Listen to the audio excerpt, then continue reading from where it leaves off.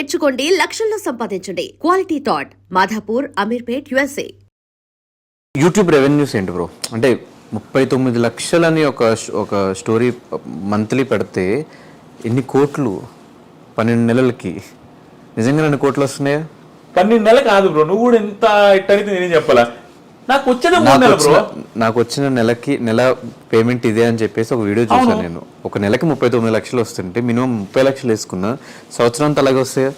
3 నెలలే bro. Bigg boss review చేసి ఆ 3 నెలలు నా ఇంకా మా తర్వాత ఏముండదు, జీరో. ఆ 3 నెలల్లో వస్తుంది. ఆ 3 నెలలు ప్రతి నెల ఇట్లా వస్తుంది కదా. ఆ పర్టికులర్ మంత్ నాకు 39 లక్షలు వచ్చింది. మిగతా నెలలు కూడా ఎంతో కొంత వచ్చింది, బాగా వచ్చింది రెవెన్యూ, నేను ఆల్రెడీ చెప్పేశాను. కానీ ఆ 39 లక్షలే చూస్తున్నారు. కానీ ఎంత స్ట్రగుల్ బిగ్ బాస్ రివ్యూస్ అంటే, ఆ షోని 1 అవర్ చూసేదానికే చాలా మందికి ఏం చూస్తారు 1 అవర్ అంటారు, 24 గంటలు చూస్తారు. 24 బ్రో.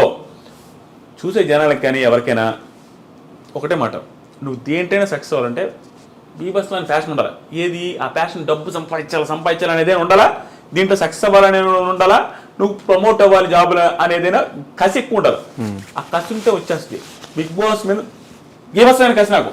24 గంటలు స్కిప్ చేసుకుంటా చూస్తూ ఉంటావు బ్రో. పాయింట్ ఏదైనా వస్తే రాసుకుంటా మొబైల్లో. ఇక అదే పని రోజంతా. అంత ఎఫర్ట్స్ పెట్టుబడి వచ్చిన డబ్బులు ఊరికే రాలా. ఆ 39 లక్షల కంటే 10 కోట్ల ఎఫర్ట్స్ పెట్టినాడా. అంత ఎఫర్ట్స్ పెట్టుబడి వచ్చినాయి. ఫ్యామిలీని మిస్ అయిన క్షణాలు కానీ, మా వైఫ్తో మాట్లాడలేదు, మా పాపతో స్పెండ్ చేయలేదు, మా నాన్నతో మాట్లాడేది లేదు, ఇంట్లోనే ఒక మూలలో కూర్చొని ఏసీలో కూర్చొని ఇంక నా స్టాప్ రాసుకోండి. అంత స్ట్రగుల్ అయింది బ్రో. ఊరికే రాలా. ఎంతమంది బిగ్ బాస్ రివ్యూస్ చెప్పే వాళ్ళకు ఉన్నంత నెగిటివిటీ ఎవరికి ఉండదు. నువ్వు ఏమై చేయని పుణ్యానికి నేను అంటారు, నువ్వు జస్ట్ నీ ఒపీనియన్ చెప్పవు. అసలు ఒపీనియన్ చెప్పడం అనేది ఎవరికైనా రైట్ ఉంది. నువ్వు ఒపీనియన్ చెబితే నేను చెప్తారు. అమర్ని అంటావా అంటారు, ప్రశాంత్ అంటారు, అందరూ అమర్కి పెయిడ్ అంటారు, ప్రశాంత్కి పెయిడ్ అంటారు, శివాజీకి పెయిడ్ అంటారు. ఓరే నాయన నాకు ఇంత డబ్బులు వచ్చింది, 39 లక్షలు వచ్చిందన్నా కూడా నన్ను పెయిడ్ అంటారు. అయితే 39 వస్తే ఎక్స్ట్రా వస్తే తీసుకో అని. ఓరే నాయన ఎక్స్ట్రా వస్తే ఎట్లా తీసుకుంటావు? ఇంత డబ్బులు వచ్చినప్పుడు 5,000 10,000కి కూడా ఆశపడతాడా? నేను ఇంకొక ఎక్స్ట్రా వీడియో చేసుకుంటే ఇంకా మళ్ళీ డబ్బులు వస్తాయి. సో అంత స్ట్రగుల్ ఉంటాయి bro Bigg Boss. Heavy tough reviews చేయడం. ఫ్యామిలీ విషయానికి వచ్చేస్తే, మీ ఫ్యామిలీ వీడియోస్ అన్ని చూసినప్పుడల్లా చాలా బాగా అనిపిస్తుంది. కానీ చాలా మందికి ఉండే డౌట్ ఏంటంటే, ఇన్ని లక్షల డబ్బులు వస్తున్నప్పుడు ఎందుకు మీ సిస్టర్కి ఇంకా ఆపరేషన్ చేయించకుండా ఇంకా అలా వదిలేయడానికి రీజన్ ఏంటి? పెళ్లి చేయకుండా తను అలా ఉంచేయడానికి, ఇంట్లో ఉంచుకోవడానికి రీజన్ ఏంటి? ఇప్పుడు చాలా మందికి ఆ క్వశ్చన్ ఉంది బ్రో. చాలా మంది అడుగుతూ ఉంటారు. నా రివ్యూస్, కవిత నగర్ వ్లాగ్స్, మా ఫ్యామిలీ వ్లాగ్స్ చూసే వాళ్ళకి కొంతమందికి అర్థమవుతొచ్చు. అని చాలా మందికి అదే, ఏంటి ఇంత వస్తుందని చెప్పాడు, ఇంత సక్సెస్ అవుతున్నాడు, చెల్లెలకి ఎందుకు ఐస్కి బ్లైండ్నెస్ పోవడం కోసం ఆపరేషన్ చేయించలేదని. అది అవ్వదు బ్రో. చూపించాం. మాకు స్తోమత లేనప్పుడు కూడా చూద్దాంలే వస్తుందేమనేసి నెల్లూరు హాస్పిటల్ తిరిగాము, ఒంగోలు తిరిగాము, అట్లా తిరిగి చూపించినప్పుడు ఏంటంటే అక్కడ డాక్టర్లు చెప్పింది అంటే నర్వ్స్ చిన్నవి మా చెల్లెలకి. కళ్ళు ప్రాబ్లం కాదు, కళ్ళకు వచ్చిన నర్వ్స్ చిన్నవి. ఆ నరాలు చిన్నవి అవడం వల్ల నువ్వు ఐ మార్చి నా అయ్యో నీ అయ్యో ఎవరు చేసినా ఆ ఐకి ఉండే నర్వ్స్ అక్కడ లేవు. ఇప్పుడున్న మా చెల్లెలకు ఉన్నది, మా చెల్లెలు బ్లైండ్ ఎట్లా అంటే చిన్న ఐస్ బ్రో, ఇంతే ఉంటాయి. నువ్వు ఎంత ఆ పిల్ల ఇంత తెరిచినా కూడా ఇంత తెరిచినట్టు ఉంటుంది, చాలా చిన్నవి. దానివల్ల ఏంటంటే ఆ నర్వ్స్ అట్లానే వచ్చినాయి. ఇప్పుడు పెద్దవి మారిస్తే నువ్వు దగ్గర కోట్లునేనో లక్షలునేనో నువ్వు బిల్డప్కి మార్చావనుకో, ఉన్న ఐసైట్ 5% ఉంటుంది. మా చెల్లెలకి ఒక కన్ను ఇలా పెట్టుకుంటే కనపడదు బ్రో, ఇక్కడ వరకే. ప్లస్ ఇంత క్లోజ్గా ఉంటే కనిపిస్తుంది. ఒక్క కన్ను 0, ఇంకొక కన్ను 5% కనపడుతుంది. ఇట్లా పెట్టుకుంటే కనపడుద్ది. అది కూడా కనపడద్దు అని చెప్పి ఇంట్లో ఈ విల్లాకి వస్తే మొత్తం ఒక 10 నిమిషాలు అటు ఇటు తిరిగిందంటే ఇంక నువ్వు ఏది దమ్మని తెచ్చేస్తుంది. కనపడి కాదు, అంచనాతో తెచ్చేస్తుంది. నువ్వు మధ్యలో అటు పోయినప్పుడు ఏదైనా అడ్డం పెట్టు తన్నేస్తుంది, పాప ఉన్నా తొక్కేస్తుంది. కానీ చాలా జాగ్రత్తగా పాప గజ్జలేసాం, ఎందుకంటే పాప ఉన్నదని తెలియాలని అన్ని తీసుకుంటా ఉన్నాం. కానీ ఆపరేషన్ చేయించడానికి పాసిబిలిటీ లేదు బ్రో. ఇంకా జీవితాంతం అలాగే ఉంటుంది. ఈవెన్ ఐసైట్ తగ్గుతూ ఉంటుంది ఆ ఉన్న 5% కూడా.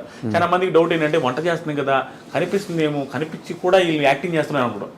జెన్యూన్గా దగ్గర నుంచి చూస్తే గీతు కూడా వచ్చింది కదా మా ఇంటికి, ఎవరికైనా అర్థమైపోద్ది. కళ్ళ ముందు చూస్తే మాత్రం ఆ పిల్ల కనిపించేంత కాన్ఫిడెంట్గా ఉంటుంది తప్ప కనపడదు.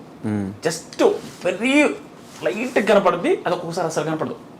బయటికి వెళ్ళిన ప్రతిసారి నేను కవితను పట్టుకొని ఉంటుంది. దీనికి మాత్రం అప్రిషియేట్ చెప్పాల్సింది మా వైఫ్కి బ్రో. నేను ఏందాక చెప్పిన స్టోరీ ఏదైతే ఉందో 30 సంవత్సరాలప్పుడు 30 ఇయర్స్ టైంకి పెళ్లి కాని పొజిషన్ నుండి ఇంట్లో బ్లైండ్ పర్సన్ పెట్టుకున్న పర్సన్కి ఎంత బాధ ఉంటుందో ఆ పెళ్లి చేసుకునే అమ్మాయి నుంచి కూడా ప్రెసెన్స్ అంతే ఉంటుంది. మీ చెల్లెలు నా దగ్గర ఉండొద్దు, మీ చెల్లెలు కళ్ళు కనిపించిన ఆ పిల్లని నేను చూసుకోను, మీ నాన్న నా దగ్గర ఉండొద్దు, ఇవే కదా ఎవరైనా పెట్టేది ఈ రోజుల్లో 90% 95% లేడీస్ పెళ్లి చేసుకునే ముందు నేను నీతో ఉండాలా మన ఇద్దరం హ్యాపీగా ఉండాలా ఆ పిల్ల ఈ పిల్ల ఉండాలని పెళ్ళే చేసుకోరు. కానీ కవిత మా నాగలక్ష్మి ఉండి కూడా పెళ్లి చేసుకోవడం, ఇప్పుడు బయటకు వస్తే నేను చేతులు పట్టుకుని మా చెల్లెల్ని కనపడదు కాబట్టి తీసుకెళ్లే క్షణాలు ఎలాగైతే ఉంటాయో మా కవిత కూడా అట్లానే పట్టుకోలేదు. ఇది వెరీ రేర్ బ్రో, రాసిస్తా ఇలాంటి బాండింగ్. మా కవిత లాంటి పర్సన్ ఎంఎస్సి మ్యాథమెటిక్స్ అయింది, ఇంత పొగరు కానీ ఇంత ఓవర్ యాక్షన్ కానీ అసలు ఏముండదు. మా చెల్లెల్ని బంగారంగా చూసుకుంటుంది. బంగారం అంటే నువ్వు తినకపోయినా కూడా తీసుకోవచ్చు, ఏదైనా ఆలోచన తినకుండా అంటది. అంత ప్రేమ చూసుకుంటుంది, చేతులు పట్టుకుని వెళ్ళద్ది. ఎంత నామోషి ఫీల్ అవ్వదు. గుడికి వెళ్తున్నా కూడా పట్టుకొని ప్రదక్షిణలు చేస్తున్నా తిప్పి చూపిస్తుంది. శారీ కట్టేటప్పుడు ఆ పిల్లకి అర్థం కాకపోతే ఈ దాంట్లో ఇష్టం ఏదండ వేయాలా ఏది వేయాలి అనేది చూసి వేస్తుంది. 1-2 సార్లు తీసేస్తుంది. చీర ఏదైనా ఉన్న ఐరన్ చేయమన్నా కూడా కొంచెం ముడతలు పెడితే చూసి చేస్తుంది. ప్రతి ఒక్కటి బ్రో ఆడపిల్లల ప్రాబ్లం ఉంటుంది చూసారా, ఆ ప్రాబ్లమ్స్ అన్ని కూడా దగ్గర నుండి చూసుకుంటుంది. ఆ పిల్ల నాకు ఆశ్చర్యం అనిపిస్తుంది. నాకు నా అదృష్టం బ్రో నిజంగా. లేకుండా ఉంటే ఎన్ని స్ట్రగుల్ వస్తాయంటే నాకు ఫ్యామిలీ అంటే పిచ్చి బ్రో. మా నాన్న మా చెల్లెన్న ఇష్టం.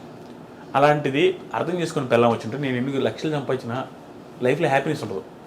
ఏముంటుంది, నీ చెల్లెలు నాకు ఆడొద్దు, మీ నాన్న నాకు ఆడొద్దు అంటే నేను ఏం చేయగలను, నాకు హ్యాపీనెస్ ఉండదు. ఎందుకంటే నాకు ఫ్యామిలీ అంటే ఇష్టం. నేనుగా వదలలేను బ్రో.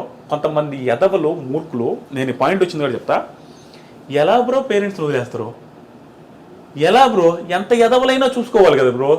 నిన్ను కని నీ వచ్చెత్తి పోసి నీ పెంట గడిగి ఇంత చేసి నీకు ఏది కావాలంటే ఇచ్చి ఎవడికి ఉండిపోయి సాకిన వాళ్ళు చాలా తక్కువ. లేకపోయినా సాగితే నువ్వు టైంకి వచ్చేసరికి నువ్వు కూడు పెట్టడానికి బాధపడితే ఎట్లా బ్రో? నువ్వు ఎదిగి నీ ఒక సిచ్యువేషన్కి వచ్చేసరికి మీ అమ్మ మీ నాన్న గట్టిగా 10 సంవత్సరాలు బతికేది చాలా మంది. ఆ 10 years చూడలేవా? 30 సంవత్సరాలు నువ్వు ఎన్ని ఎదవ చేష్టలు చేసుంటావు అన్నీ చూసారు, నువ్వు చూడలేవా? అలాంటిది ఎట్లా వదిలేస్తారు? నాకు ఆశ్చర్యం అనిపిస్తుంది. నాకు మాత్రం బ్రో ఇంట్లో వాళ్ళు అంటే బీభత్సం ఇష్టం. నేను తిడతా మా ఇంట్లోనే, మా చెల్లిని తిడుతుంటా, మా చెల్లితో కొలుచుకుంటా, మా నాన్న వేస్తుంటా ఏదైనా తప్పు చేస్తే. కానీ నాకు బీభత్సం ఇష్టం.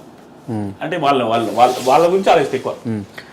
కానీ ఎప్పుడు మీ ఫ్యామిలీలో మీరు మీ సిస్టర్ మీ ఇద్దరే కనిపిస్తారు, కానీ మీకు ఒక బ్రదర్ ఉన్నాడు. ఆయన ఎక్కడ మీరు ఆన్ స్క్రీన్ చూపించకపోవడానికి, ఎక్కడ చెప్పకపోవడం రీజన్ ఏంటి?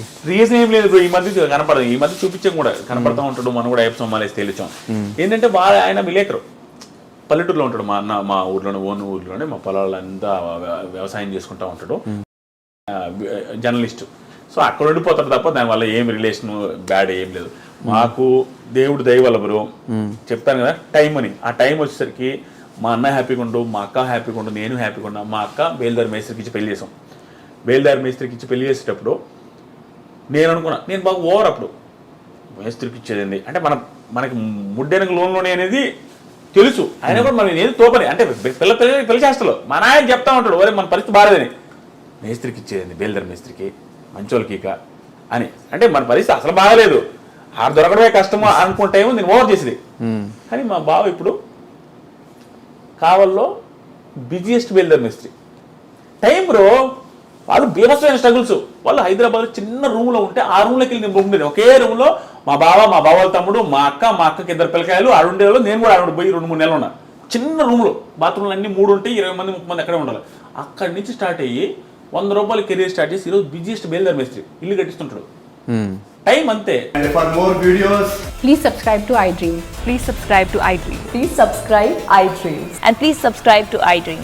For more videos, subscribe to iDream. please like, share and subscribe to the channel. Congratulations, iDream. Subscribe to iDream. Subscribe to iDream. So subscribe to iDream Media. iDream team andarki huge congratulations. Please subscribe iDream Media. Please subscribe to iDream. Subscribe iDream. Please subscribe to iDream. iDream అంటే నా కళల ఛానల్ను subscribe చేసుకున్న నోరు తిరుగుతలేదు, మీరైతే గంట గుర్తు కొట్టండి. For more such videos, please subscribe to iDream. Subscribe to iDream. Please subscribe to iDream. Please subscribe iDream Media. Please do subscribe to iDream. Please subscribe to iDream Media. For best entertainment and information, please subscribe iDream. And don't forget to subscribe